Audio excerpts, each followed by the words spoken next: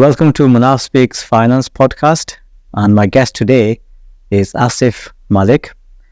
He is the IT guy, the man behind MSF. Thank you for introducing me like that. The IT guy, very humbling to have that. I appreciate that you've calling me down for the podcast. Well, it's really nice to obviously have you down. So, and basically, obviously, we've been working for many years.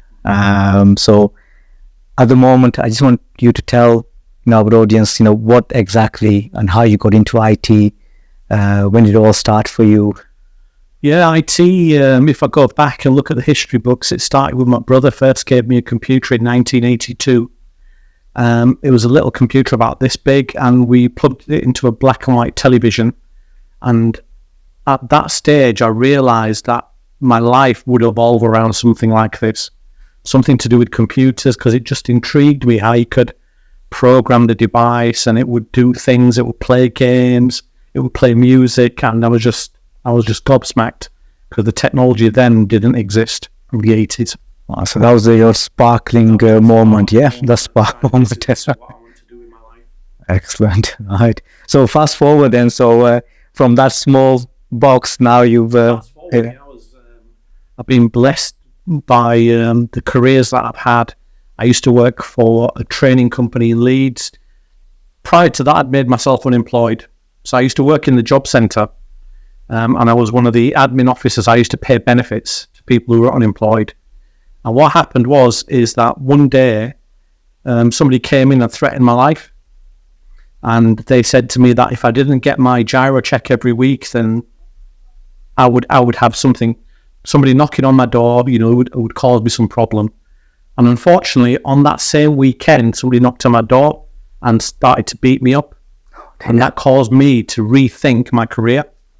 So I left the job centre. Leaving the job centre, I made myself unemployed, and I looked at the job wall. I went into the job centre I used to work at, and I looked at all the vacancies, and one of the vacancies that stood out was a technical trainer. I applied for that job. I went down to Leeds City Centre and I did an interview face to face, and they said to me, tell me anything that you want to talk about and just talk and draw it on the board what you think. So I came up with some idea about a hotel and reservations because I didn't know anything much about IT. And based off that one interview, they offered me the position. That then catapulted me into the Microsoft training world. I became a technical trainer. In 1997, I passed my 7 exams to become one of the UK's first Microsoft certified system engineers.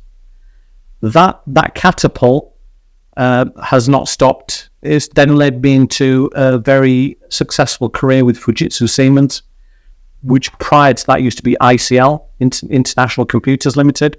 And my team was responsible for 200,000 email clients around the world. We looked after their email. And then that project then evolved into something called the Millennium Bug.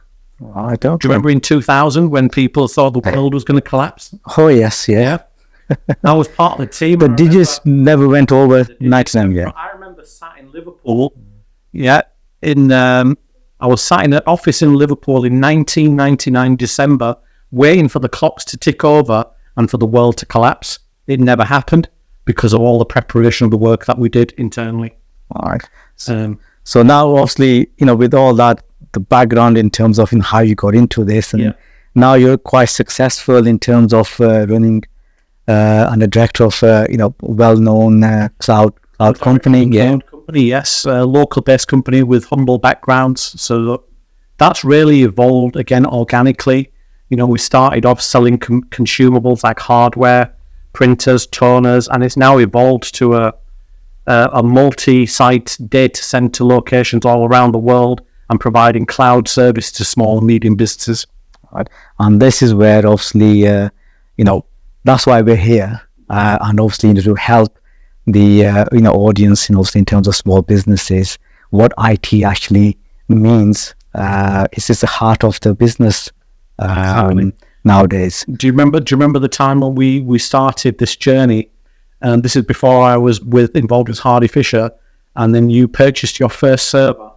Oh yes, yeah. I mean, it was a massive, probably as big as this desk, the server. Exactly. And but it was the first journey going into the cloud. So I always say to people that you were one of the first leading companies to have your own private cloud before people knew what the cloud was.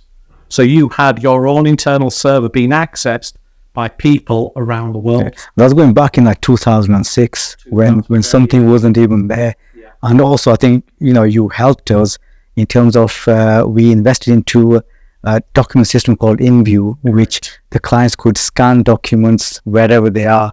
And you were the one who helped us in terms of our servers to be able to deliver that service to the clients. Yeah, the benefit of being a Microsoft trainer, it gave me the visibility of all the technologies that Microsoft provided, and bringing that to you gave me the ability to actually learn and play with it for real. Because you understand that being in a training environment as a trainer, I was just teaching on a whiteboard and teaching people how to implement it in the real world. But I never had that ability to do that. So again, I think with your business, it allowed me to put things into practice and learn things for real instead of just learning from the book. Yeah. And in terms of having the servers, the cloud servers, obviously it catapulted us in terms of to provide clients the paperless services.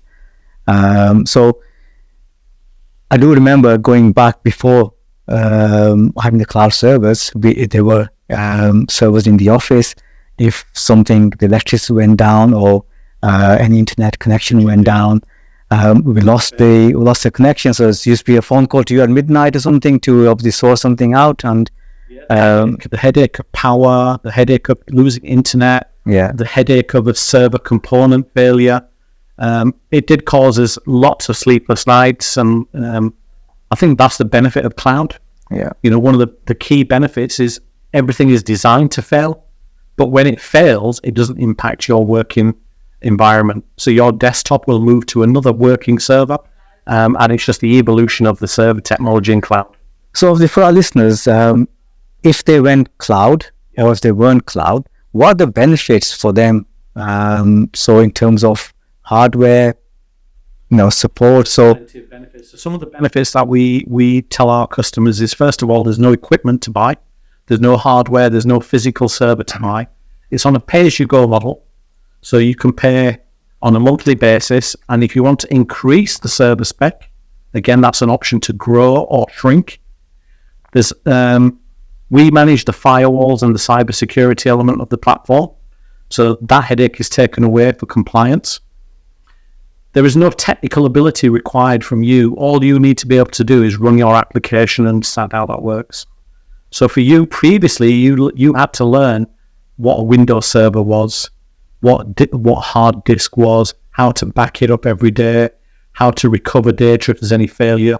We've effectively taken all that pain away from you and just let you run your applications like Sage, Payroll, InView, whichever application you need to run, you can run that and just concentrate on running that. And this is not just for the larger players in the industry. So this is for even a smaller business who's got financial information, whether they're using a laptop, if they've got 1 or 2 staff or 5 staff. For them, the cloud is actually gives them the security and a bit more. Absolutely. What we find is for the larger customers, people like Microsoft Azure, cloud provider, or Amazon AWS, Amazon Web Services, seem to be a better fit because those are enterprise clients. But for smaller businesses, they don't want that at cost. Yeah, the costs from moving your platform to something like Azure, you'd be paying maybe double or triple the cost that you currently have with Artificial. So that's one of the benefits, is the cost element. But the other thing that we provide is the hand-holding, the expertise of getting the data in and out of the cloud, and with our 24/7 service desk, which again, these are the things that you don't see with the bigger players like Amazon. So obviously, looking at what we had when we started was just a laptop, but then I had of the staff, so they had each individual had a huge tower. Obviously took space, and also every single time it needed to be updated. You had to install all the softwares on every single individual's PC. So all the problems that we had, and then obviously you came in, and you just gave us a whole different solution, and that solution is. So that solution is what we call Microsoft Remote Desktop. It's taking the power that you had in your endpoint, your laptop, your desktop, and moving that into a single point of software called a remote virtual desktop. And it takes all the headache away, because all the software that you used to configure and the antivirus and the protection and the backup that you used to run on your laptop has now been removed, and that's become something called a thin client. That thin client means it has to have no software installed. There's no Microsoft Office to worry about. There's no updates to worry about. All you do is you just connect that to the cloud, and it's a simple design. It's very easy to get a new member of staff, give them a brand new laptop that you just bought that day, power it on, connect them to the cloud. I just all through a remote desktop. All done through remote desktop. And for security, obviously, the biggest issue everyone has is security. So in terms of personal data, client data, having that on the PC, this is a big risk. Yeah, we have policies and permissions applied to the MSF server, which prevent users downloading the data that they're not allowed to download. It prevents them from copying the data, and the policy and procedures are really to enforce the policies that MSF require for their business to run. Yeah. And any updates, they're all done in one click, and all the softwares are running on the server. So therefore, just saves so much time in terms of this updating. Microsoft are pushing this technology now. You'll see the advertisements on TV. It's called Windows Desktop in the Azure world, but remote desktop is what you've been using since 2007. We've seen that grow, and it's now just become publicly available to people like the larger enterprises, but it's something that you've enjoyed for many years. Yeah, and obviously I can proudly say that obviously there are many colleagues in my industry that who actually use the service and use yourself, and they're all there. They used to work as accountants previously. Yeah. Let's just say, for example, you have a client. In the old way of working, that client would have his own Sage copy on his server. You'd have to ring him up and ask him for access to that server. You take a backup and you download over the internet a copy of the Sage. You would then restore the data to your server, do the account, and then transfer the data back. That whole life cycle has changed. We can now, through things like your document scanning and your invoices, they're now done all seamlessly through the cloud. You're actually saving time. Yeah, you're not transferring huge amounts of data over the internet, which one is a security risk and it's time consuming. Definitely. I mean, obviously, time saving is the most important thing, but also streamlining, and again, by going through all in cloud, it's allowed us to save a lot of space. The space in terms of having those big, large PCs, the towers. Exactly. So now we actually have these small mini PCs, which don't need to do anything apart from just have internet connection and connect onto the server. So the cost has been considerably reduced in hardware, and this could replicate to any small businesses who are thinking of having things in the cloud, or invest into the IT, and this is something where you can obviously help those sorts of businesses. Help any business migrate to the cloud. We can that's our expertise is hand holding people through the journey to the cloud. So not one solution fits all. I'm not saying that your solution that we provide for you will work for any other customers, but we're happily to engage with anybody who's got a specific problem related to IT. We can help them. Awesome. And then obviously, we mentioned that you are now part of Hardy Fisher. Yeah. So, what is Hardy Fisher, and how big is Hardy Fisher? Hardy Fisher is currently around 15 employees. We're based out of Leeds on Gelderd Road. We used to be the operating company behind the data centre. A data centre that was once owned by British Telecom. We became the operating company behind that. We have since sold that business, and we're now just concentrating on 3 key areas. That's cloud, co-location, which is hosting servers in Iraq in a different data center, and managed services. Managed services is where if a company has an X number of employees and one of those employees has a problem, they can call our service desk 24/7, and we can help that user through his problem. So they're the 3 areas we concentrate on. Excellent. And this is open to one-man band, companies, directors, to like discriminate on size. We can take a one-man band. We also work with the larger enterprise companies. We've had customers working with us who are 200 users strong. But yeah, we don't discriminate. That's good. So there was an incident that obviously, we were experiencing where our server was becoming very slow. So it was, causing us problem not logging in, but working. So obviously it was just too slow. So we ended up, giving you a call. But then obviously, you then mentioned that we're being attacked. And that was like a bit of a surprise. So it's a bit of a wake-up call, that, because what we noticed is once the call was logged with us, we realised that once we'd installed our software on there to do the analysis, the software was reporting that you were getting attack breaches or password compromises coming from all over the world in the region of around 100,000 per hour. And that really pushed us into fifth gear. And was that because that our login or the DNS that was public? Is that DNS is public? Yeah, so anybody can access those URLs or the names. But what was unique with yours is they were specifically attacking your IP address. So we had to protect that IP address with our firewalls, and we put some other parameters in place to protect that data. And one of those you'll realize is multi-factor authentication. Yeah, which I never like, because I think it's just a pain. Like you got to keep on having to do that. But I suppose as a security, you got to you got to do that. So through using multi-factor authentication, we soon saw those authentication requests being dropped because it was just another level of security. And I think we've been using that for some time now, and I think it's just come to next to nature now. So obviously it's something normal, so you don't really see it as something different and extra. But I think it's given us a bit more security in terms of when you're logging in. So all the staff have got that. I think the next evolution that we'd like to explore with you is something called passwordless.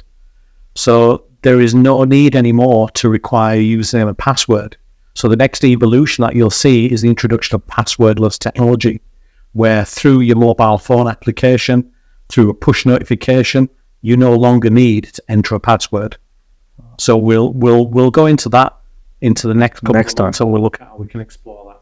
No, that's obviously, again, it's always very crucial to ensure that security, especially with nowadays, is vital. So losing data can be devastating to a business. So again, having an IT person or an IT company on board, it's supposed to be, it's not as a cost, it's supposed to be as an investment, because you need somebody like that to be able to make sure that your business is running smoothly and going in the right direction. Yeah, I think I like to always reflect on that when people say that you have a house and you modernize the house, and you should always spend a little bit more on your kitchen and your bathroom, because that's where people tend to look first when they're buying a house. I think it's the same analogy I would use is when you're looking at investing in IT, there should be a certain percentage of the budget should be spent on IT infrastructure. Yeah. And if you put that into focus, then it always helps your business. I think you're spot on, because without putting budgets in place, then you could be focusing totally on the wrong side of things. So again, as a business, marketing and IT, you should really put a pot for that to be able to make sure the business goes on the right direction. Keep ahead of the curve. Definitely. We've always done. Yeah. So, but obviously, I think hopefully the viewers, they found useful in terms of some of the top tips from our IT expert. And but I'd like to offer all the podcast listeners $250 worth of free cloud or 30-day trial. So if you'd like to contact us through all the social media channels, we can offer that to all podcasters. Now, that's a surprise to me, but that's excellent offer from Asif. So, yeah, if I was you, I'd take it on, really. Thank you.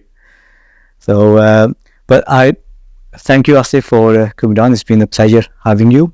And thank you for calling me down. Appreciate that. Welcome. That's another episode of Manaf Speaks Finance. Stay tuned for more.